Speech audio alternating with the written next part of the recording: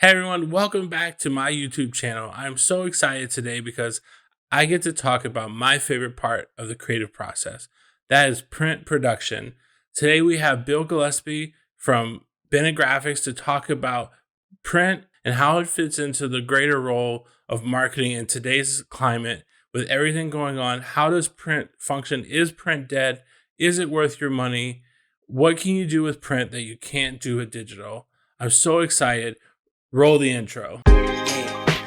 Time to begin open conversations with what within. Time to begin open conversations with what within. Let's begin. Do you mind just telling me a little bit about yourself and your story and what it is that you do? Well, I'm happy to. I'm in the printing business. I got started in the printing business almost immediately after graduating from the University of Georgia in 1975. I went to work for a building products company that had an in-house print shop. And so I did the work we could do, little instruction sheets, things like that. And I bought everything else, which was most of what we used. And a few years in, about 3 years in, one of my vendors said, "Why don't you try selling?" And so I did. I went to work for a supplier actually, and I got to do business with people like you. Now, not right away, I had to earn that, but it turned out that the being on the buying side for several years, I had real empathy for the way that person was putting his neck on the line to hire a vendor, and especially a new vendor, which is what I was asking to be. And so it came to me pretty well, and enjoyed significant success as a print sales guy. Had the privilege of working with brands like MGM, Mhm. Nike, Georgia Pacific, Coca-Cola was a part of New Coke when it got launched back in the 80s, and then part of taking it back off the shelf later when it failed. But those were experiences that gave me just great exposure to really creative genius and the process that those guys were going through and the risk that they were taking.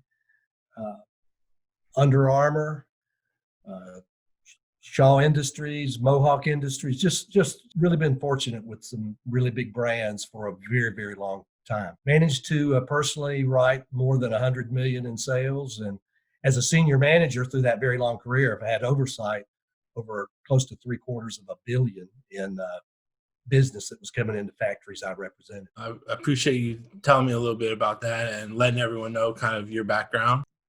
Can you tell me a little bit about how the print industry has changed kind of in the last 10 or so years? It's really changed in 10 years, and if you were to expand that to 15 years, you'd barely even recognize it. I actually heard a creative fellow say it this way. He said that for decades, the printing industry required customers to compromise and accept about 80% of what they visualized.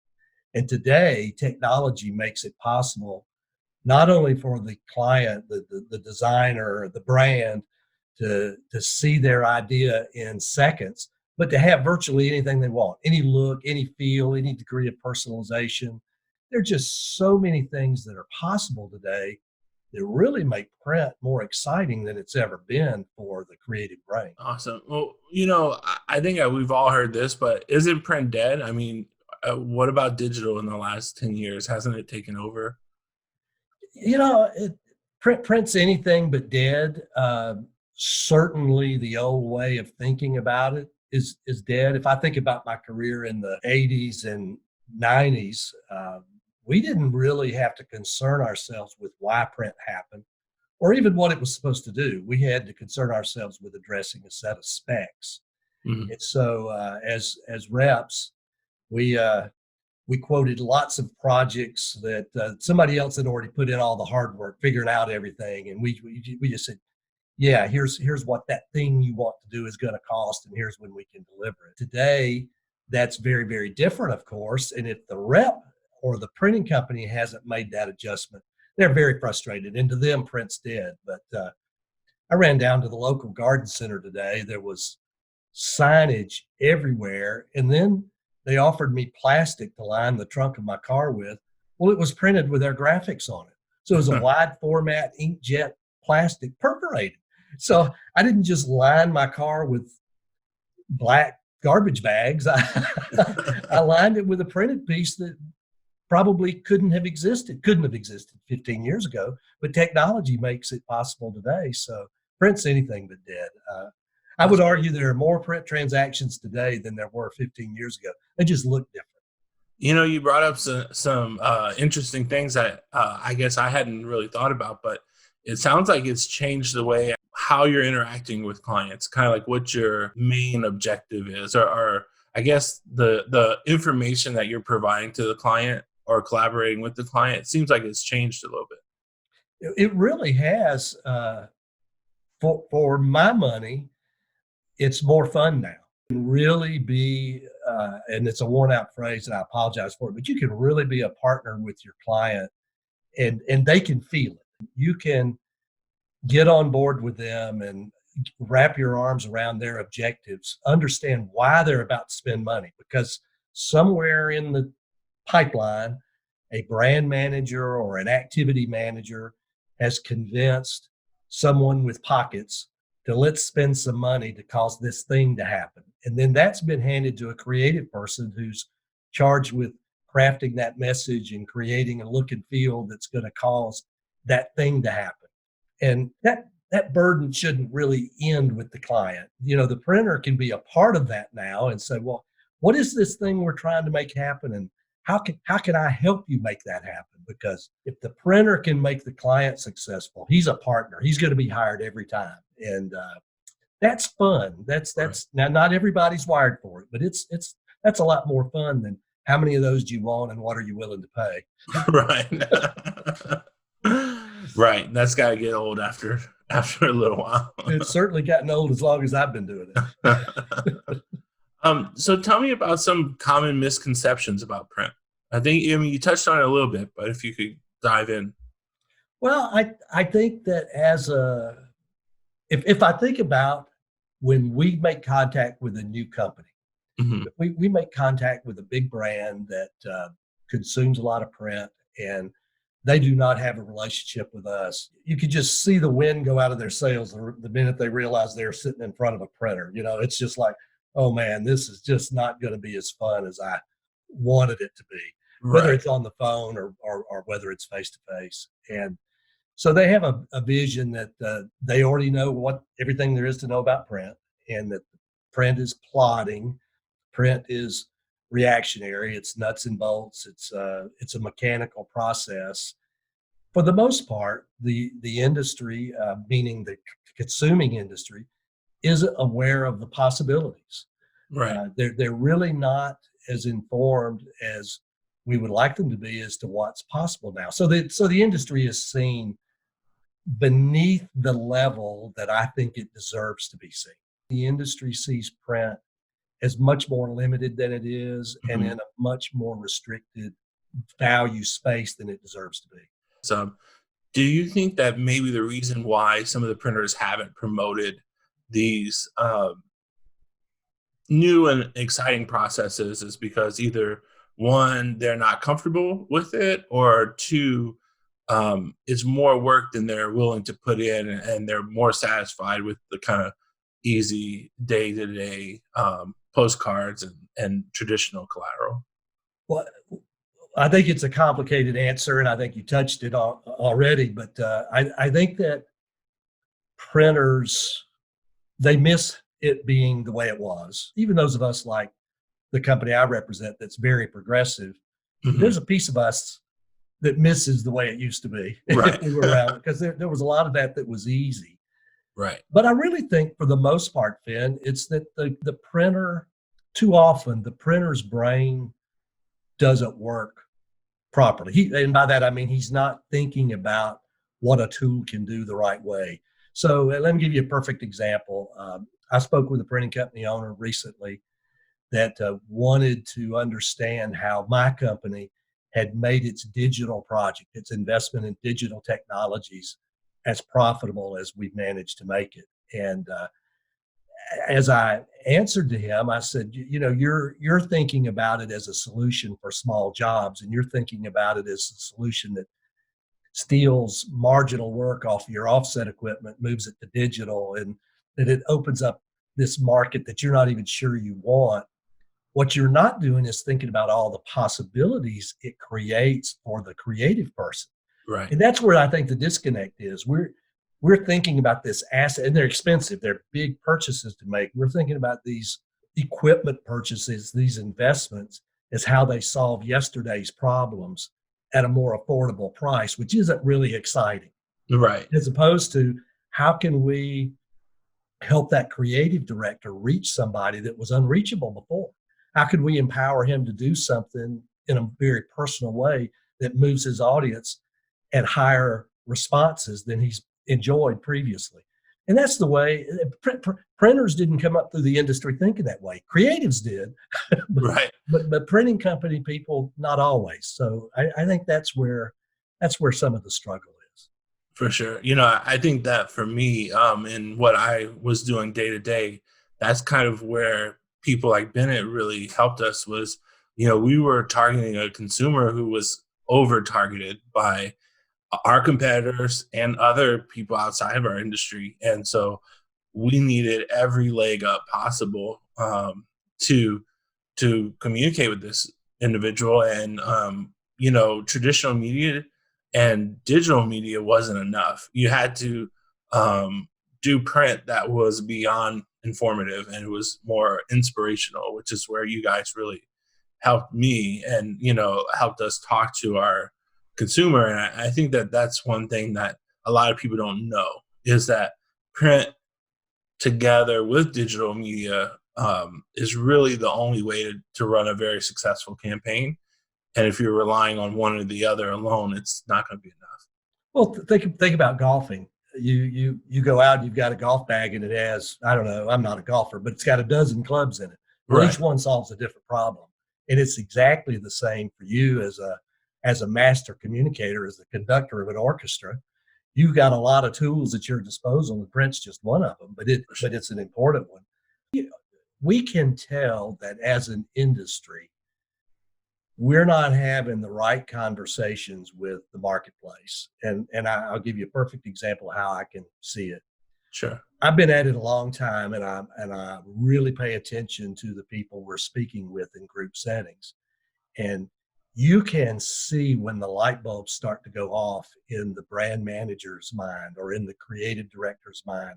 And you can tell that even though they submit to presentations from lots of people from all over the country with lots of fancy equipment, they are hearing something for the first time in the world right at that moment. Right. They're thinking about those tools in a different way, and that's because there's something we've said or something we've shared or a case study where we shared some dramatic outcome that someone like yourself enjoyed and how he took advantage of the tools. Your case study is causing a light bulb to go off in some other creative person's brain. And that's really, the storytelling is more important than the equipment features. Does that make sense? Absolutely. Yeah, no, absolutely. It's like when someone says, oh, this photographer took a great photo because of their camera. And we know that the camera is just the tool, right? And so, yeah. Well, I happen to be a photojournalism major, and the reason I don't do photography is I was technically perfect, but I don't see the picture before it happens. I get home with a contact sheet, and I was like, I don't have anything here that's worth printing, but they look like works of art when I was composing them. So I'm going to switch gears a little bit. What's the coolest thing out there? For me, the digital workflows, the ability to take an idea or an image and print it, enhance it with tactile treatments, clear UV, things like that, foils, and perhaps even laser cut it. These digital solutions that allow you to see an idea in minutes. To me, that's the coolest thing that's out there. And I'm fortunate that I'm with a company that really embraces that. Well, I don't know what that'll look like. Let's see. Right. So to me, that's the coolest thing out there. We do a significant amount of the designer or the account team is undecided between 3 or 4 different designs. Of it could be something as simple as a postcard mailer, and we'll say, send us all 4 designs. And overnight, we're shipping them all 4 designs so they can lay them out on a table and have an internal focus group and see how everyone reacts. To me, that's the coolest thing out there, because you're solving a lot of guessing problems for your audience. Now, personal preference with just how something looks, man, I love the fancy papers that are out there and the way the tactile enhancements can make them contract. I mean, just that's my personal For aesthetic sure. taste, you know. Yeah, no, I know I'm right there with you on that. But Paper but snob. but the cool power of the industry today is speed to see. You know, For sure. hey, because of today's tools, you and I are not even in the same city, but you can email me a file and I can send it to you this afternoon, or you can be looking at it tomorrow morning. That's Right. pretty awesome. You know, and it saves you a lot of money, saves you a lot of time. You know, you maybe changed from doing, 2 sets of A/B tests down to one. That's really really cool. Also, for someone like me who has to convince a lot of people that the project is really cool, having something tangible, hands down, is the best way to do it. Oh, seeing and touching, it's everything. Kind of sidebar on that for just a second. A few years ago, an ad agency phoned me, and they're in Cincinnati. Hmm. And the lady said, Bill, can I get you to make half a dozen paper dummies for me? They were like, I don't remember, 12, 16-page tabloid sized dummies. And I said, sure, when you need them. She told me. And because we always talk, she shared that it was for a meeting with a client, and they were pitching an idea, and they wanted them to have samples to hold, paper samples for them to hold and see. And so I said, well, if you're pitching the idea, you must have at least a PowerPoint. You got something put together for the project. And Right. they said, well, yeah, we don't, it's not final, but we have a concept. I said, well, send it to me.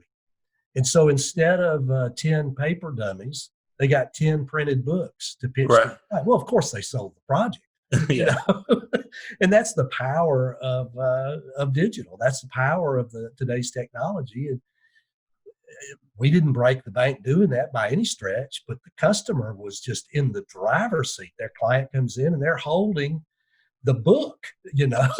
So, I mean, if I had a physical piece to share every time I was pitching a new concept, I think it would change the win ratio from 6 out of 10 to probably 9 out of 10, because I can see things, but not everyone's that way. And so having something tangible is gonna well, be the you're best. 1,000% right. When I was doing a lot of point of purchase, and we would be asked to bid, if you will, a corrugated display, I would go ahead and prototype it. And so with my bid, I would submit a prototype. Well, it was sold that minute. You know, there were times it didn't happen, but for the most part, everybody was engaged with our 3-dimensional prototype. They're like, yeah, this, hey, could we make it this way? Could we make the hand go out to the right? You know, all of these creative things, and you're a part of the process because you rolled the dice and put something in front of the client. Absolutely. I think that's awesome. A lot of people probably don't realize that, that that's available to them. A lot of people have given up on print, and they think print's the same that it was 20 years ago, 10 years ago. And they don't Oh, it's so realize different. so It's so different. So that kind of brings me to my next question is, let's say I'm a graphic designer and I don't really have a lot of print experience, besides normal everyday stuff, but I know that this client really deserves something that's gonna, you know, just knock the customer socks off, and really deserves that high end luxury piece that I'm not used to doing day to day. How is it that I can work with someone like Bennett or another printer like that, to get the end result that the client deserves, that I maybe don't have the experience producing? Well, I think one of the most important talents or behaviors, whatever the right way to say it is, to help that designer in the position you described is to understand why the project is being considered in the first place and who the audience that's going to get it is and what you're trying to cause to happen.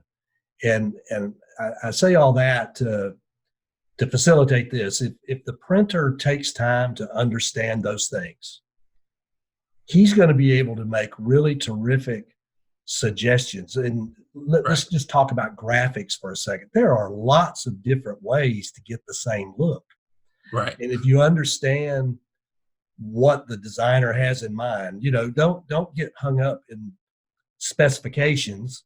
But it's fine to have that be a part of the conversation, but get focused on the way he wants it to look and the way he wants it to behave and the way he or she wants the audience to react and what that client is like. Sort of walk yourself through that experience of interacting with this thing that the designer has in mind to produce.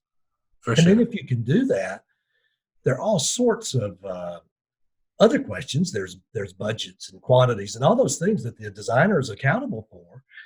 But a creative printer that's trying to help it happen can make lots of great suggestions on, hey, this might not have to be foil. This could be gold ink with clear UV on top of it, or there are lots of different ways we can do these different things to give you this outcome you see in your head that not properly defined. If that does that make sense at all? Yeah, absolutely. And I so I think just understanding what you're trying to accomplish. Why is somebody spending money in the first place? Those are just really important questions for the printer to ask and to help the designer have comfort that you're going to solve those problems. For sure. I appreciate that. And, I think this next question that I have is very similar. But I imagine that some people who are watching this, they're not even a designer. They're a local business or a small business that doesn't have a design team, but really wants to take advantage of print and the technologies that are out there. What's the best way for them to get started? I mean, how can they even achieve something like that caliber that we were speaking of if they don't have design experience themselves? Well, it's actually a similar process, although the printer may provide some design help, may provide For some sure. layout help. It depends on what the printer's resources are. But even the person that is not a designer and doesn't have a design staff has seen something they like. And Right. so, but the way those conversations, my experience at least, is the way those conversations go is the person on the other end of the phone or the across the desk is saying, we need a card or we need a mailer or we need a pocket folder or we need a something. And we don't know exactly what we want, but we like brand X's. Brand Y does something like this. And Sure. we know what we want to say, but and we got a couple of cool pictures, but we don't know anything about how to put it together. Well, if you understand what they like, and if you understand who they're talking to, and if you understand how they're going to use it, the clever printer can still make good suggestions, just like you would to the designer. And then For sure. we can get it laid out, or we'll hire a freelancer, to help us with the execution if it's beyond our reach. That's great. I think that hearing that will help some people realize that um, print is within reach for them too. I think that a lot of people have this notion that print is so expensive and it requires so much expertise that there's no way that a small business or a small designer with limited print experience can produce these levels of high end pieces. And I think that's a misconception. Well, it's on the commodity side statement of it. It's more affordable than it's ever been. But on the high end deliverable side, it's more productive than it's ever been. And on our website, we have lots of case studies of both. We, Right. we have examples where we didn't force a customer to choose between their direct mail options. We did all four versions, and then they were able to see which version worked the best, and that's what they Right. went to on reprints. That was a commodity style solution. And then there are others where we help someone get a package into 19 different countries with potato chips in the package so they could taste a salt substitute. The contracts for food processing were worth millions. And Right. a print and a vehicle we designed helped get those products into those locations, and so the outcome was not an inexpensive solution, but the outcomes were worth millions of dollars. So print's more flexible than it's ever been. Right. I think that's awesome. Can you tell me a little bit about how you're handling the challenges of today with everything that's going on? Well, it's certainly difficult because so much of our business has historically depended on holding things across the table from each other and Right. discussing ideas, and that part is certainly quite different. All of us are trying to invent novel ways to stay in touch and, Sure. and to have those conversations with clients. A lot of the clients, frankly, aren't in the office right now.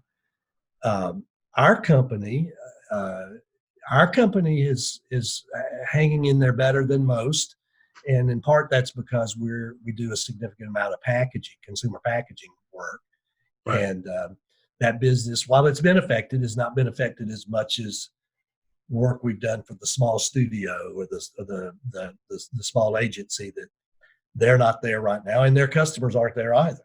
But business is good enough for us to be confident that we'll continue to be around, and we're like everyone anxious to get back in front of customers. I will say this: the direct mail side of our business for ongoing needs has been strong.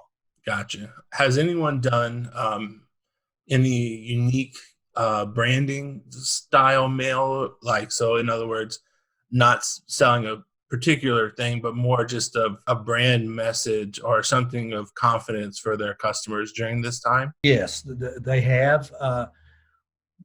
We do some business with some brands that are wanting to really show their social accountability and social Sure. responsibility, and they have mailed to their customers and shared their message and a word of encouragement. We also do a significant amount of faith-based direct mail, and Sure. that is, as you can imagine, has been stepped up during I this time. bet. Yeah, absolutely. I bet. Yeah, because that world has changed as well. That's exactly right. What does the future of print look like? Boy, uh,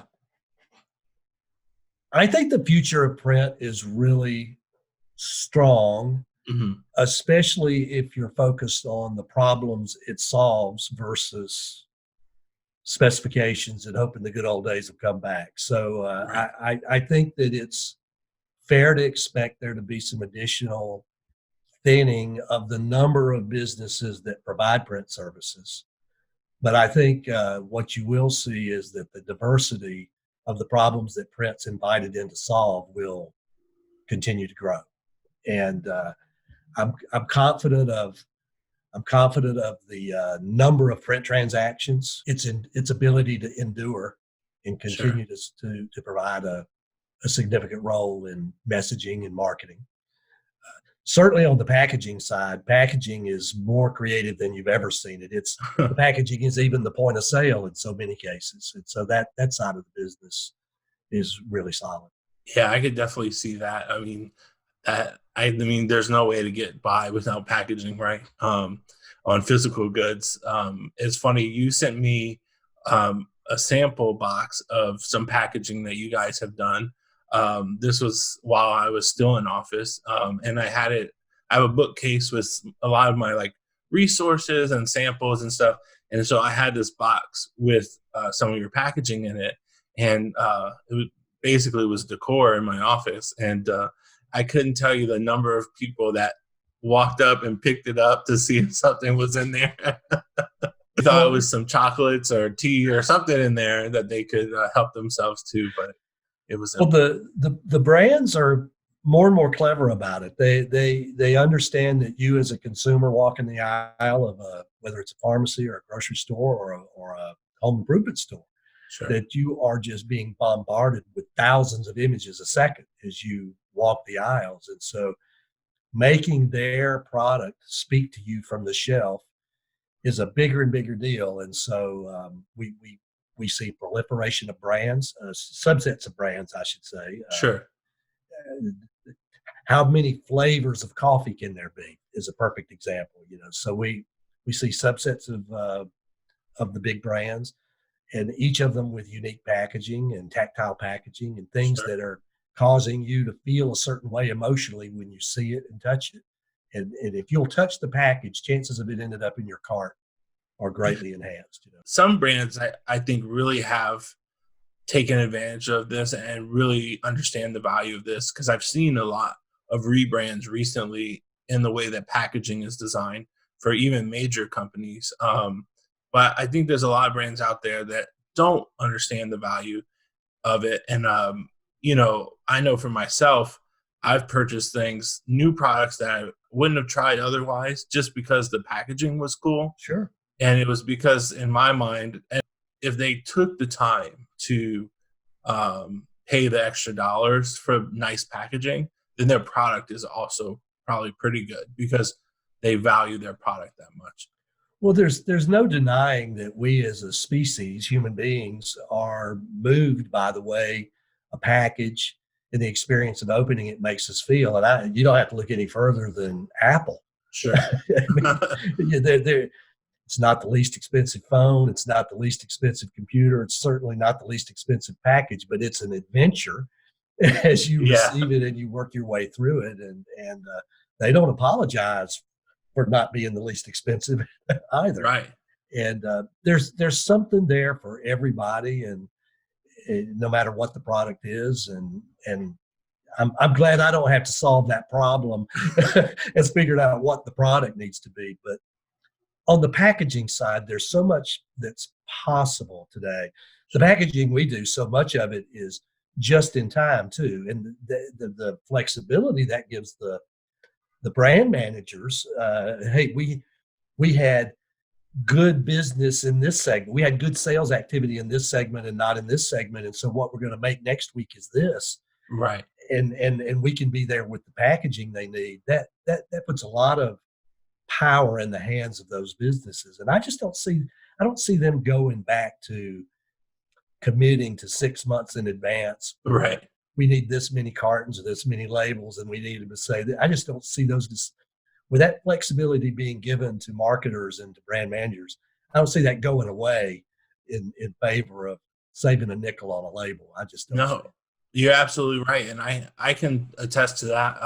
The things that we purchased at opening in bulk to save money by into year one, start of year two, were no longer valid. And we had already changed so much in that 1-2 year time span that it just didn't make sense. And we had bought all this stuff in bulk. And I think a lot of people do that when they're starting off. They want to get the best for their money, and they launch heavy to get, save a nickel on a label. And your business, especially today, it just changes so rapidly, and that's not a smart way to do business. You're exactly right. And one of the pieces of business we do at Bennett is we maintain a warehouse full of customer-owned property, and we do this for a number of clients. And typically, the way we end up with that business is we're going to some other warehouse to pick that stuff up and bring it to us. And the amount of things that are discarded is more than half of what's in the warehouse. Well, I don't want to say they were bad buying decisions, but they're buying decisions that won't be repeated. Correct. If that makes any sense. So somewhere along the way, someone, whether it was money or misinformation, they purchased something that they then paid to store, Right. and then they paid to destroy. And so to the technologies, and you asked about this earlier, and we addressed it. One of the coolest things about the business is the opportunity to take that off the table. For and sure. So selling those things is an interesting paradigm, I have to tell you, because typically in the room you have a graphic designer and you have a brand manager, you have somebody who's over purchasing whose job is to drive the price down. But then if you're lucky, you have a CFO in the room too, and he understands the cost of ownership. He understands the cost of the universe. Right. And so if you're able to, in the course of that, say, we're going to give the creative guy all the flexibility he wants with the look, we're going to give the brand guy all the flexibility he wants with respect to inventory, we're going to give the CFO a lower cost of ownership because he's not going to dispose of as much stuff. Right. The purchasing guy is compelled to go along. You're absolutely right. Does You know, that I make think sense? one of the coolest things now is when we launch a new piece of collateral, I always say, let's do whatever their number is in their head, let's do half and let's test it, see how it performs. That half might last you much longer than you thought it was going to, or it might run out way quicker. And then you're able to turn on a dime, reorder, You're exactly or right. making changes much quicker than you were before. You're exactly right. That's very good advice, Ben. Very good Yeah, advice. and and it's because of the advancements in print that we're able to be that nimble. I think that's part of maybe why the old practices were in place as well. I'm sure you're right. Um, so any last thoughts or advice, anything maybe I didn't ask about or anything you want to talk about? I'm I got into the printing business in 1975, and I'm as excited about it today as I was then, and I think that says a lot. Right, I really enjoy all of the different problems print solves. I really love working with creative people. There is nothing as stimulating to me and as fascinating as to watch the creative genius at work. Watch him, he or she develop ideas, and it's almost like listening to them talk. They're solving the problem as they say it out loud, and right. that's a fascinating thing to watch. It's a lot of fun, and to be an enabler of that is very, very exciting to this old guy. I love getting up in the morning and having a chance to have those conversations. And I really hope to get back to it at full scale soon.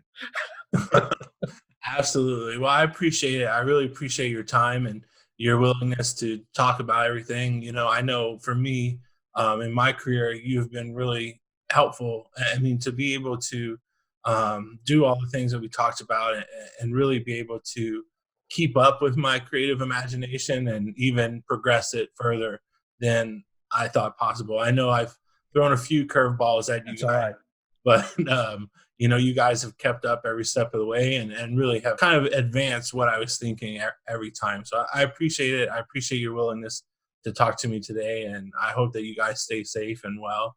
And tell Peggy I say hello. I will do that. And same to you. And let me just assure you, it's been our privilege.